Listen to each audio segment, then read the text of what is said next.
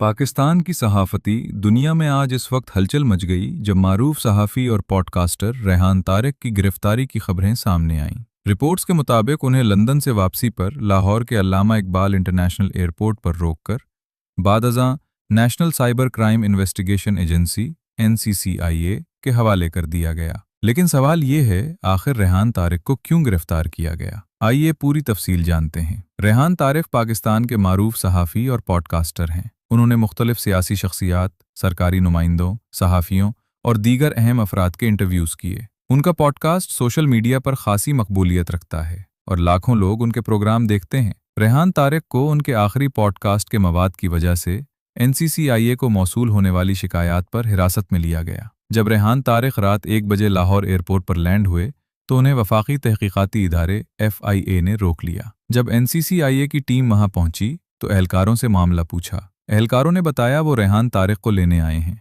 जब वजूहात पर इसरार किया गया तो उन्होंने सरसरी सी गुफ्तगू में बताया कि गालिबन रेहान तारिक का जो आखिरी पॉडकास्ट था उसके कंटेंट मवाद के हवाले से कुछ मामलात हैं और कुछ लोगों ने उस पर NCCIA में दरखास्तें दे रखी थीं। रेहान तारिक ने अपना आखिरी पॉडकास्ट जवाद नकवी के साथ किया था और उसके फ़ौरन बाद वो छुट्टियां गुजारने के लिए बरतानिया चले गए थे। अली हमजा के पूछने पर कि क्या उन्हें इस कार्रवाई का पहले से कोई खदशा था तो रेहान तारिक ने जवाब दिया कि उन्हें इस बात का बिल्कुल इल्म नहीं था कि उनके खिलाफ कोई शिकायत या मुकदमा दर्ज हुआ है या वो किसी केस में मतलूब हैं। लाहौर की जिला कचहरी ने तौहीन मजहब और पीका एक्ट के मुकदमे में गिरफ्तार मारूफ TV एंकर और पॉडकास्टर रेहान तारिक का 6 रोज़ा जिस्मानी रिमांड मंजूर करते हुए उन्हें तफ्तीश के लिए NCCIA के हवाले कर दिया। इत्तलात के मुताबिक तौहीन मजहब के मुकदमे में गिरफ्तार न्यूज़ एंकर रेहान तारिक के जिस्मानी रिमांड के मामले पर जिला कचहरी लाहौर में समाअत हुई। अदालत ने तफ्तीशी टीम की इस्तदा पर एंकर रेहान तारिक का 6 रोज़ा जिस्मानी रिमांड मंजूर कर लिया।